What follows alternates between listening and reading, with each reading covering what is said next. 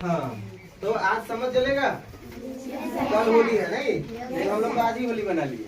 Coaching संस्थान में बात है कि कल तो आप सभी आदमी आइएगा नहीं ना होली खेले, तो इसके लिए हम लोगों को होली आज हो गया। लेकिन आज हम आप लोगों को छुट्टी है, होली की बधाई देते हैं। आप लोग अच्छे से होली मनाइए, लेकिन छुट्टी देने से पहले दो शब्द आपको बता देते हैं कि हम होली क्यों मनाते हैं, ठीक है ना। आप लोग अभी बाबू छोटे छोटे हैं, आप लोग को इस चीज के बारे में जानकारी नहीं होगा, तो हम सोचे आज आप लोगों को बता देते हैं कि हम लोग होली क्यों मनाते हैं, है ना, ताकि आप लोगों का एजुकेशन भी ठीक रहे, आपको पता चले कि हम लोग होली मनाते क्यों, ठीक है। बहुत शॉर्ट फॉर्म में बताएंगे, ज्यादा डिटेल्स में नहीं बताएंगे, थोड़ा सा बात बताते हैं आपको। एक राजा था, ठीक है ना। राजा रानी की कहानी सुनने में मजा आता है, इसीलिए बता रहे हैं, राजा रानी की कहानी सुना रहे। एक राजा था, उसका नाम था हिरण्यकश्यप, है ना। उसने भगवान की खूब तपस्या की और तपस्या करके वरदान मांगा कि भगवान आप हमको अमर कर दीजिए।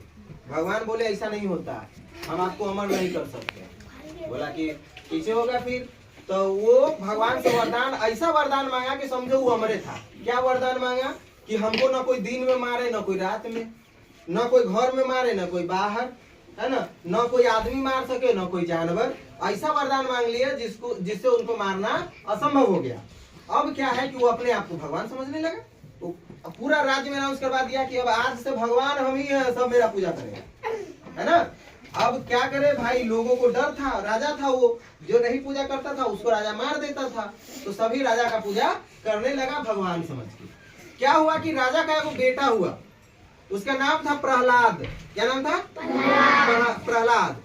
अब प्रहलाद नारायण का एक बड़े नंबर 1 भक्त, वो हमेशा नारायण नारायण जपते रहते थे। जब वो 5 साल 7 साल के हुए, तो जब नारायण नारायण जपते थे, तो हिरण्यकश्यप राजा कहते थे, अरे नारायण वारायण नहीं होते हैं, मैं भगवान हूँ, तुम मेरी पूजा करो। उनका बेटा कहता था नहीं, भगवान है, नारायण है, वो तीनों लोग चलाते हैं, तो हम तो उन्हीं की पूजा करेंगे, आप तो मेरे पिता है, उसी हिसाब से हम आपका आदर करते हैं, लेकिन भगवान तो नारायण ही है।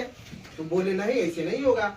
अब वो अपने दम्भ में, अपने अहंकार में इतने मशगूल हो गए कि उन्होंने अपने बेटे को मारने का प्लान बना लिया। कहा कि नहीं, जब ये नारायण की पूजा करेगा ना तो इसको मार ही डालते हैं। उनको मारने का बहुत प्रयास किए, पहाड़ पर से नीचे फेंक दिए, सांपों से कटवा दिए, लेकिन वो तो नारायण के भक्त थे, नारायण जी की भी आशीर्वाद थी उनके साथ, उनको कुछ नहीं हुआ। तो एक दिन बहुत चिंतित थे, तो उनकी बहन, राजा की बहन थी होलिका, राजा की बहन थी होलिका। होलिका को वरदान में एक ऐसा चादर मिला था जिसको कोई भी ओढ़ करके आग में भी चला जाए तो वो जलता नहीं था, है ना। तो होलिका बोली कि भैया आप टेंशन मत लीजिए, हम चादर ओढ़ करके प्रहलाद को लेकर के आग में बैठ जाएंगे, प्रहलाद जल के मर जाएगा, उसको कोई नहीं बचा पाएगा।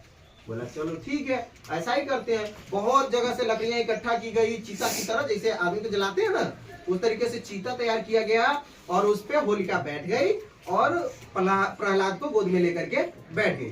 चीता में आग लगा दिया गया। अचानक मौसम परिवर्तन हुआ, चादर प्रहलाद को ढक दिया और होलिका उसमें जल के मर गई।